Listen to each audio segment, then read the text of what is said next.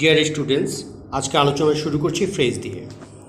Phrase কাকে বলে, ফ্রেজের প্রকারভেদ কী কী এবং প্রত্যেকটা প্রকারের সাথে উদাহরণ কী কী সে নিয়ে আলোচনা করব। ইংলিশ গ্রামারে ফ্রেজ বলতে কী বোঝায়? English sentences are comprised of units. ইংরেজি বাক্য ইউনিট দিয়ে গঠিত হয়। আমরা জানি এটা। These units are called phrase. এই ইউনিটগুলোকে আসলে ফ্রেজ বলা হয়। We are discussing what a phrase is. আমরা আলোচনা করছি ফ্রেজ কি, what the meaning of a phrases, একটা ফ্রেজের অর্থটা কী দাঁড়ায়, what the syntax of phrases, একটা ফ্রেজের গঠনটা কীরকম, and some types of phrase that you find in English grammar. এবং কিছু ধরন নিয়ে আলোচনা করব, যেই ধরনটি ফ্রেজের ইংরেজি গ্রামারে বিদ্যমান, যেমন such is noun phrase, verb phrase, prepositional phrase etcetera. প্রথমে আলোচনা আসা যাক, what is a phrase? A phrase is made up of two or more words. একটা ফ্রেজ গঠিত হয় দুই বা ততোধিক শব্দ নিয়ে। It is a combination of two or more words join together. এটা দুই বা ততোধিক শব্দের সম্মিলনে বা মিলিত একটি রূপ, কম্বিনেশন, একত্রিত হয়ে গঠন করে। And read like one word, এবং এটা এক শব্দের মতো মনে হয়। According to the function of a phrase, ফ্রেজের কার্যকারিতার দিক থেকে it is not called a complete sentence. এটাকে আমরা সম্পূর্ণ বাক্য বলতে পারি না, as it does not have any function to become a sentence. যেহেতু এটা সেন্টেন্স হওয়ার মতো যোগ্যতা নাই বা কার্যকারিতা নাই এটার, এই জন্য এটাকে সেন্টেন্স বলা যাবে না। রেদার, বরং it is a complete expression, কিন্তু একটা সম্পূর্ণ অভিব্যক্তি প্রকাশ করে, একটা পূর্ণাঙ্গ এক্সপ্রেশন আছে এটা, but not a complete sentence. কিন্তু এটা কমপ্লিট সেন্টেন্স না। It cannot be called clause. এটাকে ক্লোজ বলাও যাবে না, ইদার বিকজ, কারণ হচ্ছে কি, it does not have a subject and a verb আর প্রেডিকেট। কারণ হচ্ছে কি, যে এটার কিন্তু সাবজেক্ট নাই এবং ভার্ব নাই বা প্রেডিকেট নাই, যেটা থাকলে আমরা ক্লোজ বলতে পারি। আর যেহেতু এটা নাই, ফ্রেজের মধ্যে সাবজেক্ট নেই, ভার্ব নেই বা প্রেডিকেট নেই, তাহলে এটাকে আমরা ক্লোজ বলতেও পারবো না। Now let's talk about the length of A phrase. এখন একটা ফ্রেজের দৈর্ঘ্যটা কত লম্বা হয় একটা ফ্রেজ, সেই নিয়ে আলোচনা করছি। The length of A phrase totally depends on different expressions. একটা ফ্রেজ কতটুকু দীর্ঘ হবে বা কত শব্দ সমন্বয়ে গঠিত হবে, সেটা সম্পূর্ণভাবে ডিপেন্ড করে তার অভিব্যক্তির উপরে, কি বোঝাতে চাচ্ছে। So it is natural that some phrase may comprise of two words. আর এটা খুব স্বাভাবিক যে কিছু কিছু ফ্রেজ গঠিত হবে দুটি শব্দ নিয়ে, and others may comprise of more than two words. এবং অন্যান্য ফ্রেজ আছে যেটা দুইয়ের অধিক শব্দ নিয়ে গঠিত হয়। Two illustrate my point of view, আমি যেটা বলতে চাচ্ছি সেটাকে আরও স্পষ্টভাবে যদি বলতে চাই, লেটস টেক অ্যান এক্সাম্পল। একটা উদাহরণ দিকে তাকাই। Old car is a phrase. Old car একটা ফ্রেজ, কারণ দুটো শব্দ নিয়ে গঠিত হয়েছে। So is the phrase my old blue car. ঠিক তেমনিভাবে মাই ওল্ড ব্লু কার এটাও একটা ফ্রেজ, কারণ এটাও কতগুলো শব্দ নিয়ে একটা এক্সপ্রেশন হয়েছে। এখন টাইপসে আসা যাক, what are the types of phrases. কত ধরনের ফ্রেজ রয়েছে। প্রথমে আসা যাক নাউন ফ্রেজ দিয়ে। If a phrase contains noun which is the name of something, some place or some person, as well as it must have a modifier which is associated to the noun. একটা phrase হচ্ছে একটা ফ্রেজের মধ্যে noun ফ্রেজটা হচ্ছে এমন একটা phrase যে ফ্রেজের মধ্যে থাকবে একটা noun, which is the name of something. নাউনটা মানে কি, এটার বলা হয়েছে যেটা একটা নাম, কোনো কিছুর, কোনো জায়গার নাম, কোনো ব্যক্তির নাম হতে পারে। এবং as well as it must have a modifier, এবং এই নাউন ফ্রেজের একটা মডিফায়ার থাকবে যেটা এটার সাথে লাগানো থাকবে বা অ্যাসোসিয়েটেড থাকবে। This modifier can be a prefix or suffix to the noun. আর এই মডিফায়ারটা সেই নাউনের আগেও থাকতে পারে, পরেও থাকতে পারে, কিন্তু নাউন থাকবে নাউন ফ্রেজে। The whole phrase will function as a noun for that particular sentence. আর পুরো নাউন ফ্রেজটাই নাউন হিসেবে কাজ করবে সেই বিশেষ সেন্টেন্সের জন্য। উদাহরণ সহকারে আমি জিনিসটা বুঝাই। Here are some examples of noun phrase. Noun ফ্রেজের উদাহরণটা দেওয়া হলো, he was buying a black cotton shirt. সে ক্রয় করছে, কি করছে? A black cotton shirt. এখানে ব্ল্যাক কটন শার্ট এটা একটা নাউন ফ্রেজ, কারণ এখানে একটা নাউন রয়েছে শার্ট। এই শার্টের মডিফায়ার আছে ব্ল্যাক কটন। সুতরাং এ ব্ল্যাক কটন শার্ট একটা noun phrase. They live in huge gorgeous building. এখানে নাউন ফ্রেজ হচ্ছে হিউজ গর্জিয়াস বিল্ডিং, আর এটা নাউন হচ্ছে building. The black cat got cold. এখানে দি ব্ল্যাক ক্যাট এটা হচ্ছে নাউন ফ্রেজ, এখানে নাউনটা হচ্ছে ক্যাট আর মডিফায়ার হচ্ছে ব্ল্যাক। দ্য ব্ল্যাক ক্যাট এটা নাউন ফ্রেজ। এখন আসা যাক ভার্ব ফ্রেজ কাকে বলে। It is impossible to right any sentence without a verb. আমরা জানি ভার্ব ছাড়া কোনো সেন্টেন্স লেখা একদম অসম্ভব, but differ in their size, কিন্তু এটার বিভিন্নতা রয়েছে। সাম ভার্বস ক্যান বি সিঙ্গুলার। কোনো ভার্ব আমরা যখন ব্যবহার করি সেটা একটা ওয়ার্ড দিয়ে আমরা বুঝাতে পারি, যেমন হি রোট এ লেটার। এই রোট, রাইট, রোট, রিটেন, এই রোট হচ্ছে একটা ওয়ার্ড এই ভার্বের।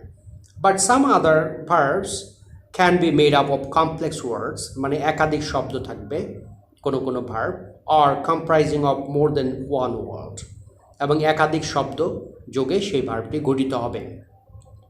When the verb is made up of more than one word, it is called verb phrase.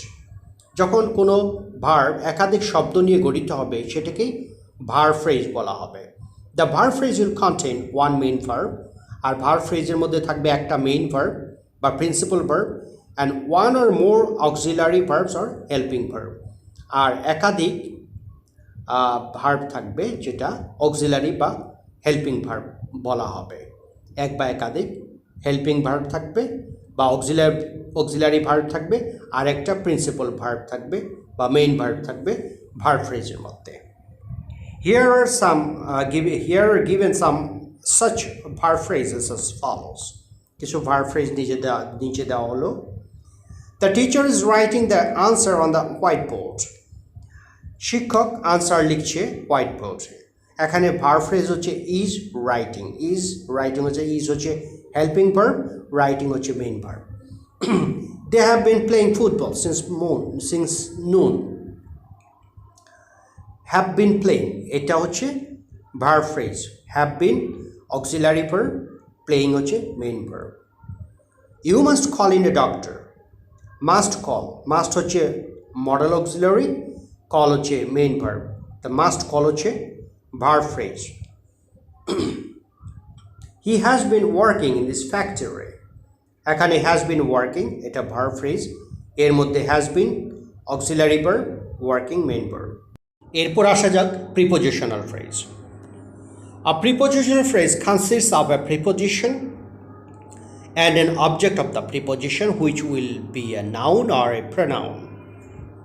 Prepositional phrase হচ্ছে যার মধ্যে একটা প্রিপোজিশন থাকবে এবং এরপর একটা অবজেক্ট থাকবে সেই প্রিপোজিশনের, যে অবজেক্টটা হতে পারে নাউন অথবা pronoun. The preposition will come first, প্রথমেই থাকবে preposition, and the object will come following it, এরপরে থাকবে অবজেক্টটি। Sometimes prepositional phrase consist of other modifiers, অন্যান্য মডিফায়ার থাকতে পারে, which describe the object of the prepositional phrase, যেটা সেই অবজেক্টকে ডেসক্রাইব করবে সেই মডিফায়ারটি। Let us have a look at some example. কিছু উদাহরণ আমরা দেখছি। Workers are advised to be on time. এখানে প্রিপোজিশনাল ফ্রেজ হচ্ছে একটা প্রিপোজিশন আছে অন, তারপরে টাইম। টাইম হচ্ছে নাউন, অবশ্যই একটা নাউন থাকবে, তাহলে অন টাইম হচ্ছে prepositional phrase. He turn towards the left corner of the building. The left corner, এখানে টুয়ার্ডস অবশ্যই প্রিপোজিশন, এরপরে লেফট কর্নার হচ্ছে নাউন, কর্নারটা নাউন, তাহলে টুয়ার্ডস দ্য লেফট কর্নার এটা হচ্ছে প্রিপোজিশনাল ফ্রেজ যার নাউন হচ্ছে কর্নার। তারপরে sometimes prepositional phrase may act as an adjective of a sentence modifying a noun। কখনো কখনো prepositional phrase adjective হিসেবে কাজ করবে সেন্টেন্সে, যেটা নাউনকে মডিফাই করবে। Whether it is a prepositional phrase functioning as an adjective we can determine by asking which one। এটা কি একটা প্রিপোজিশনাল ফ্রেজটা কি অ্যাডজেক্টিভ হিসেবে কাজ করছে নাকি করছে না, এই বিষয়টা নিশ্চিত হওয়ার জন্য আমরা একটা প্রশ্ন করতে পারি।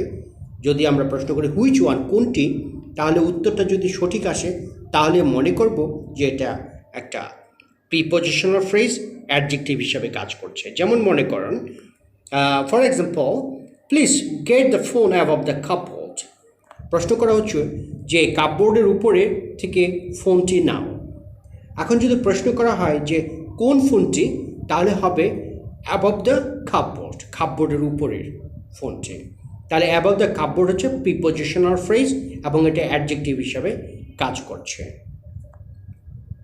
কাকে মডিফাই করছে? ফোনকে মডিফাই করছে। The girl at the end of the line is লাফিং অ্যাগেইন। বালিকাটি, লাইনের শেষের বালিকাটি হাসছে আবার। যদি প্রশ্ন করি কোন বালিকাটি, তাহলে উত্তর হবে at the end of the line.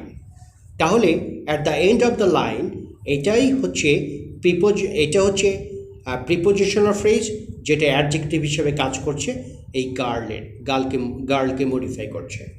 তাহলে at the end of the line এটা হচ্ছে প্রিপোজিশনাল ফ্রেজ। বিসাইডস, তাছাড়া being an adjective of a sentence, একটা সেন্টেন্সের অ্যাডজেক্টিভ না হয়েও a prepositional phrase may act as an adverb of a sentence। একটা বাক্যের কিন্তু অ্যাডভার্বও হতে পারে, শুধু যে অ্যাডজেক্টিভ হবে প্রিপোজিশনাল ফ্রেজ তা না, অ্যাডভার্বও হতে পারে। whether it is a prepositional phrase functioning as an adverb we can determine by asking how, where or when। আমরা যদি প্রশ্ন করি কিভাবে, কোথায়, কখন, এই প্রশ্ন দিয়েই আমরা বুঝতে পারবো এই প্রিপোজিশনাল ফ্রেজটি অ্যাডভার্ব হিসেবে কাজ করছে কি করছে না। যেমন the thief is hiding behind the building. যদি প্রশ্ন করি হোয়ার ইজ দ্য থিফ, উত্তরটা আসবে বিহাইন্ড দ্য বিল্ডিং, বিল্ডিংয়ের পেছনে হাইডিং করছে। কোথায় হাইডিং করছে? Where is the thief, behind the building. তাহলে বিহাইন্ড দ্য বিল্ডিং হচ্ছে প্রিপোজিশনাল ফ্রেজ, কাজ করছে অ্যাডভার্ব হিসাবে। তাহলে বিহাইন্ড দ্য বিল্ডিং এটা অ্যাডভার্ব হিসেবে কাজ করছে prepositional phrase. The man is going to মস্ক to say his prayer. প্রশ্ন যদি করা হয় when is the man, where is the man going, এখানে হোয়েন হবে না হোয়ার হবে। Where is the man going, লোকটি কোথায় যাচ্ছে? উত্তরটা হচ্ছে টু মস্ক, মসজিদে। তাহলে টু মস্ক হচ্ছে prepositional phrase functioning as an adverb of place, আর আগেরটা হচ্ছে অ্যাডভার্ব হোয়ার, তো সেটাও অ্যাডভার্ব অফ প্লেস। তাহলে এটা অ্যাডভার্ব অফ প্লেস হলো, মানে অ্যাডভার্ব হিসেবে কাজ করছে প্রিপোজিশনাল ফ্রেজটি টু মাস্ক। এরপরে আসা যাক infinitive phrase. Infinitive phrase contains an infinitive and a simple verb. Infinitive মানে টু দিতে হবে, তারপর একটা সিম্পল ভার্ব, সেটাই infinitive phrase. Sometimes there may have modifiers which is attached to the object in the phrase। কখনো আবার অবজেক্টের সাথে একটা মডিফায়ার লাগানো থাকবে বা দেওয়া থাকবে। an infinitive phrase contains a verb, একটা ইনফিনিটিভ ফ্রেজের একটা ভার্ব থাকবে, so it plays the role of expressing an action। আর এই কারণে এটা একটা কাজ প্রকাশ করবে এই infinitive ফ্রেজটি। some infinitive phrases function as a noun। কিছু কিছু ইনফিনিটিভ ফ্রেজ নাউন হিসেবে কাজ করে। Some others function as an adjective, কিছু ইনফিনিটিভ ফ্রেজ অ্যাডজেক্টিভ হিসেবে কাজ করে। And others function as an adverb, অন্যান্য ফ্রেজ ইনফিনিটিভ ফ্রেজ অ্যাডভার্ব হিসেবে কাজ করে। She likes to read Thakur's short stories. এই সেন্টেন্সটা আমরা দেখি, function as an noun here. নাউনটা কি? She likes to read, to read হচ্ছে ইনফিনিটিভ ফ্রেজ, পড়তে। এটা কী হিসেবে কাজ করছে? নাউন হিসেবে কাজ করছে। She likes to read Thakur's short stories. তাহলে এই ইনফিনিটিভ নাউন হিসেবে কাজ করছে। To attend the English lecture I started for college earlier. এখানে noun form to attend the English lecture, to attend এটাও একটা নাউন হিসেবে কাজ করছে এখানে। এটা infinitive phrase. He try to keep his friends calm, এটা অ্যাডভার্ব হিসেবে কাজ করছে। হি ট্রাইড টু কিপ, সে কী করেছিল, চেষ্টা করেছিল কি করতে, টু কিপ হিজ ফ্রেন্ডস ক্যাম, তার বন্ধুদের শান্ত রাখতে। তাহলে এটা ম্যানার হয়েছে, এই জন্য এটা অ্যাডভার্ব হিসেবে কাজ করছে। এটা infinitive phrase, to keep, infinitive phrase to keep. এখন আসা যাক participle phrase. A participle phrase starts with a participle. Participle phrase শুরুই হয় পার্টিসিপল দিয়ে। এখন পার্টিসিপলটা কে? Participle are of two kinds. Participle দুই ধরনের আছে, present participle and past participle. দুই ধরনের participle, present participle, past participle. When adding ing to the verb, যখন আমরা ভার্বের সাথে ing যোগ করি, it is called present participle. এটাকে প্রেজেন্ট পার্টিসিপল বলা হয়। When using past participle form of a verb, যখন একটা ভার্বের past participle form ব্যবহার করি, it is called past participle. Participle phrase may contain modifier which will be associated in the phrase. Participle phrase এর modifier থাকতে পারে যেটা ফ্রেজের সাথে লাগানো থাকবে বা সাথেই থাকবে। It is very important to remember that a participle phrase always function as an adjective in a sentence.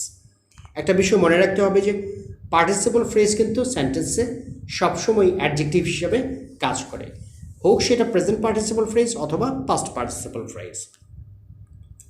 Here are given some examples of the participle phrase. Participle phrase কিছু উদাহরণ দেওয়া হলো। I got a call from my father today telling me a good news. তাহলে আমি আমার বাবার থেকে একটা সংবাদ পেয়েছি আজকে, টেলিং মি গুড নিউজ। এই যে টেলিং মি, টেল এর সাথে আইনজি যোগ করা হলো, টেলিং, এটা পার্টিসিপল ফ্রেজ হয়েছে, টেলিং মি গুড নিউজ। তাহলে এটা পার্টিসিপল ফ্রেজ, এটা অ্যাডজেক্টিভ হিসেবে কাজ করেছে। পরেরটা দেখছি, the road was severely damaged by the flood. এখানে সিভিয়ারলি ড্যামেজড, এটা পাস্ট পার্টিসিপল ফ্রেজ হয়েছে, সিভিয়ারলি ড্যামেজড, খুব বেশি নষ্ট হয়ে গেছে বন্যার দ্বারা রাস্তাটি। তাহলে সিভিয়ারলি ড্যামেজড এটা হচ্ছে ফ্রেজ, যেটাকে পার্টিসিপল ফ্রেজ বলবে, আর স্পেসিফিক্যালি বললে past participle phrase. Please sit down without making a noise. এখানে উইদাউট মেকিং, মেকের সাথে আইনজি যোগ করেছে, এটা তাহলে প্রেজেন্ট পার্টিসিপল ফ্রেজ, ভার্বের সাথে আইনজি যোগ করেছে। এরপর আসা যাক gerund, gerund phrases. When we use যখন আমরা ব্যবহার করি ing with a verb, ভার্বের সাথে ing, it is called either participle phrase or gerund. এটা কখনো পার্টিসিপল ফ্রেজও হতে পারে, আবার কখনো gerundও হতে পারে যদি ভার্বের সাথে ing যোগ করি। But a gerund is a phrase which is formed by using ing with a verb, but it function as noun in a sentence. মূল কথা হচ্ছে যখন আমরা gerund তৈরি করি, তখন আমরা কিভাবে তৈরি করি জিরান্ডকে? ভার্বের সাথে আইনজি যোগ করি তো তৈরি করি জিরান্ডকে, কিন্তু এটা কিন্তু ফাংশন করে নাউন হিসেবে একটা সেন্টেন্সের, এটাই মূল কথা। হোয়ারএজ যেখানে পার্টিসিপল ফ্রেজ কিন্তু ভার্বের সাথে আইনজি যোগ করে আমরা তৈরি করি participle phrase, present participle phrase, কিন্তু function as an adjective in a sentence, কিন্তু এটা আবার অ্যাডজেক্টিভ হিসেবে সেন্টেন্সে কাজ করে। তার মানে জিরান্ড কাজ করে নাউন হিসেবে আর পার্টিসিপল ফ্রেজ কাজ করে অ্যাডজেক্টিভ হিসেবে। দুটার ফরমেশন বা গঠন কিন্তু একই রকম, ভার্বের সাথে আইনজি যোগ করেই গঠন করতে হয় দুটাকে। This is the main difference between participle phrase and জিরান্ড, দো দে লুক সিমিলার। এটি হচ্ছে মূল পার্থক্য পার্টিসিপল ফ্রেজের সাথে জিরান্ডের, যদিও তারা দেখতে একই রকম। Let us have a look at some examples below. কিছু উদাহরণ আমরা দেখছি। She is now writing her letter, না she is now writing her father, সে তার বাবাকে এখন লিখছে।